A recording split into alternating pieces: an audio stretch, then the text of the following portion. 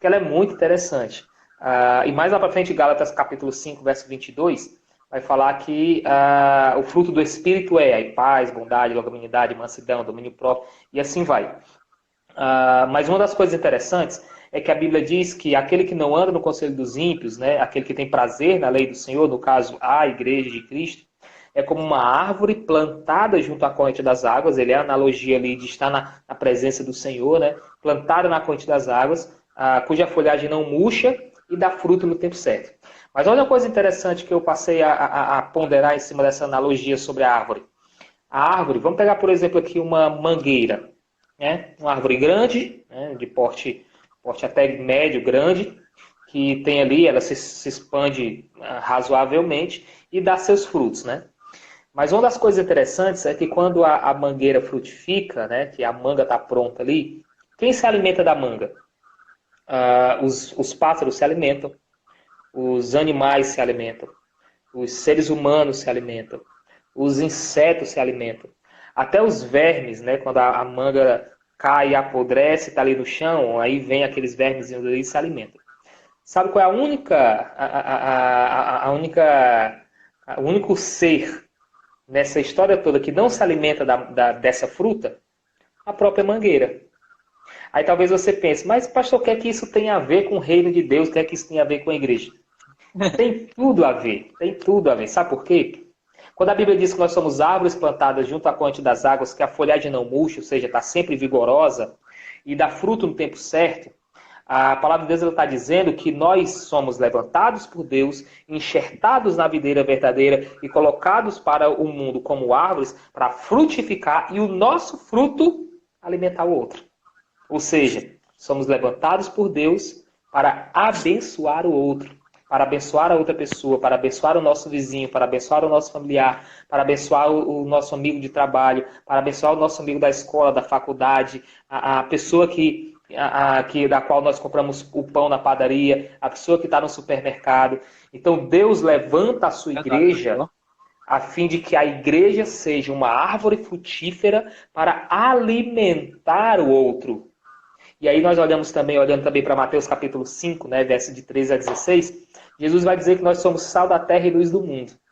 Mais uma analogia interessante, né? O sal que traz sabor. Além de alimentarmos o mundo, a gente traz o evangelho que dá sabor à vida, como você falou. Esse momento é o momento das pessoas estarem depressivas. Eu tenho uma ovelha minha que uma familiar dela chegou do interior, está na casa dela, e essa senhora não sai de casa, com medo, tá com pavor, tá praticamente entrando em pânico, né? Já entrou em pânico, na verdade. Então esse é o momento de nós levarmos o sal do evangelho, ou seja, dar sabor, sentido, significado à vida dessas pessoas. E aí a luz, né? Da qual está descrito lá também. Vós sois sal da terra e luz do mundo. A luz do evangelho, a luz do Espírito Santo que ilumina a vida dessas pessoas. Segundo está também lá no Salmo 119, né? Lâmpada para os meus pés é a tua palavra e luz para os meus caminhos. Então, a igreja ela precisa se levantar como sal da terra, trazer sabor, significado, sentido à vida das pessoas através da pregação do evangelho. E aí é um ponto interessante que eu queria só compartilhar um pouco contigo. Eu vi uma publicação agora de um pastor que eu admiro ele e tudo, e ele fez um comentário interessante, que nesse momento de pandemia, a gente não está vendo o vídeo dos pastores coach, do pessoal da teologia da prosperidade, a gente não está vendo o vídeo dessa galerinha. Por quê?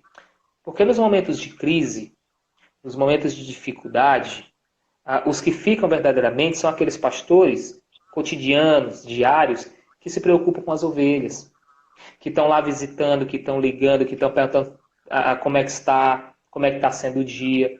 A maioria de alguns, não, boa parte desses pastores que tem uma ascensão do dia para a noite, eles não têm um contato direto com o povo, e quando tem é algo superficial. E as suas mensagens elas não são consistentes porque elas não são baseadas na palavra. São baseadas mais na vontade humana, no desejo do ser humano de ser massageado o seu ego. Então a gente precisa ter cuidado até com isso. Nós somos muito eufóricos no fazer, mas somos ainda muito infantis no como fazer. É aquela questão, eu sou professor de missiologia do Seminário Teológico Batista aqui de São Luís. E uma das coisas que eu falo muito para minha turma é: essa empolgação de pregar o evangelho, ela é maravilhosa, mas ela tem que ser acompanhada de uma profundidade do evangelho. Basicamente, se eu falar, eu já trabalhei como vendedor. E um bom vendedor, ele só vai chegar a ser um bom vendedor se ele conhecer bem o seu produto. Eu fiz um curso quando eu trabalhava como vendedor, e é interessante, né, como vender bem o seu produto. E aí eu fui fazer esse curso lá, dado pela empresa, né, oferecido pela empresa. E eu achei interessante a abordagem do cara. Ele falou ali, o nosso produto, e tem mais 1 milhão de produtos semelhantes no mercado. Aí ele falou, como é que você pode dizer que o seu é o melhor? Aí o pessoal começou a falar, por causa disso, isso aqui, por isso, porque o produto do fulano de tal não tem isso e tal. Ele falou, esse é um erro. Achar que a gente precisa conhecer todos os produtos do mercado. Conheça o seu. Se você conhecer bem o seu produto, o que ele pode oferecer, o que ele pode proporcionar para as pessoas, você vai ser um bom vendedor. Assim também somos nós. Se nós conhecermos o Evangelho com profundidade, essa palavra, nós vamos poder evangelizar com profundidade, com assertividade, com objetividade. Um dos grandes problemas hoje em dia, e aí vai uma crítica a esses movimentos, né, de evangelismo, é que são muito eufóricos. Tem muita gente eufórica, né, que vai para a rua, aí cospe fogo, nada contra. Estou citando aqui, mas nada contra, até porque eu gosto de fazer isso também. Cospe Acredito. fogo, se veste de palhaço Verdade, e não sei pastor. o quê. Nada contra a metodologia. Mas quando você vai para o discipulado, para a apresentação do evangelho, é uma coisa tão rasa que não passa daquilo. Se torna sendo apenas um show para entreter as pessoas naquele tempo. A gente precisa ter cuidado com isso. A igreja não foi levantada por Cristo para entreter. A igreja não foi levantada por Cristo para trazer uma alegria momentânea para as pessoas. A igreja foi levantada por Cristo para levar o evangelho da graça do Senhor Jesus, que é capaz de nos tirar das trevas e nos transportar para o reino do Filho do seu amor. Como É vamos pregar verdade. isso?